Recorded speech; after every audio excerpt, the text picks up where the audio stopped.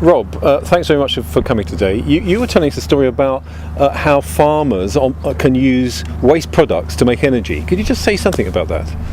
Yes, well, what we're trying to do is establish a method by which farmers can use their what we perceive as a waste product, i.e. slurries, manures, poultry litter, to generate renewable energy to help to underpin their farming system, produce an energy that can be used on farm, so heat energy and electrical energy, but also to have a surplus which can be exported to grid, which will deliver the farm an additional income. Yeah. So it sounds like a win-win here for the environment, for the farmer, for the business.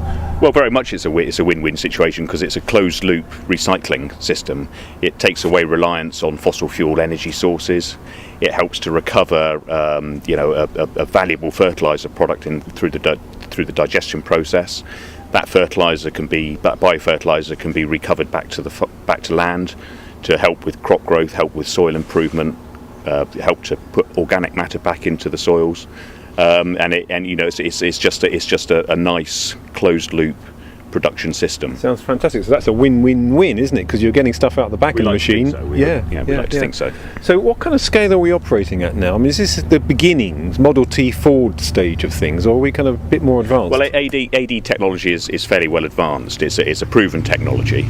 There's other renewable energy technologies out there, such as solar PV, that have come a long way in the last 4 or 5 years in terms of the cost of the installations. AD has been around for a long time. It's one of the oldest known ways of producing energy by human civilization, really. So we're just developing a renewable energy solution that has been around for hundreds of years.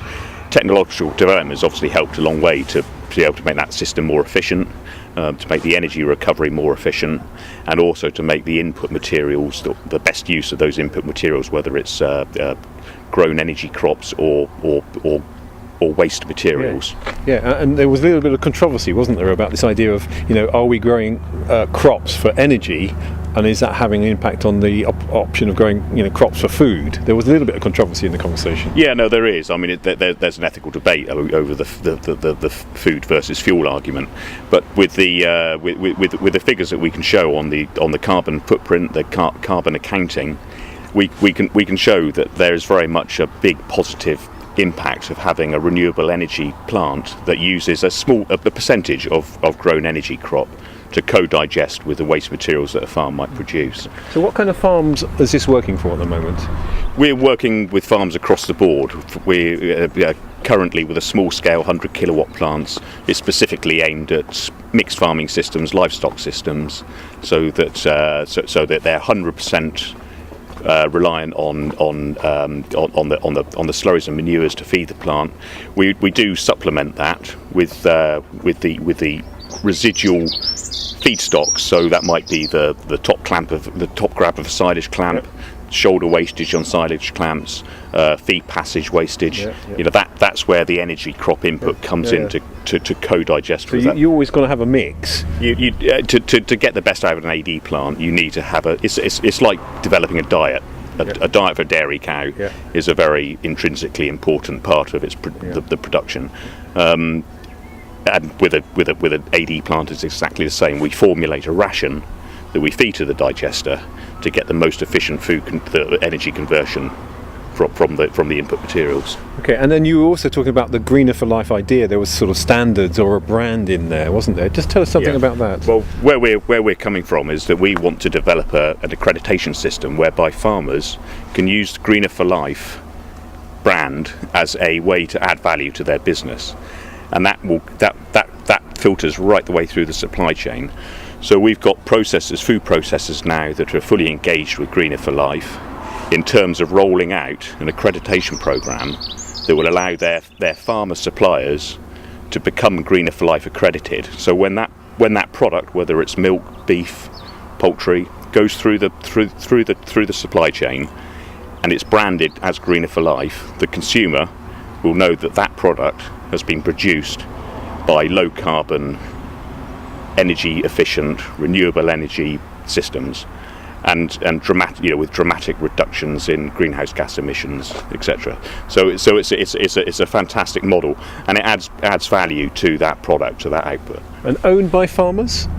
The plants are owned by farmers, so the financial model that we've got in place at the moment allows the farmer through a purchase arrangement will buy back that plant over a period of years. A normal payback on a 100 kilowatt plant is around about 5 years.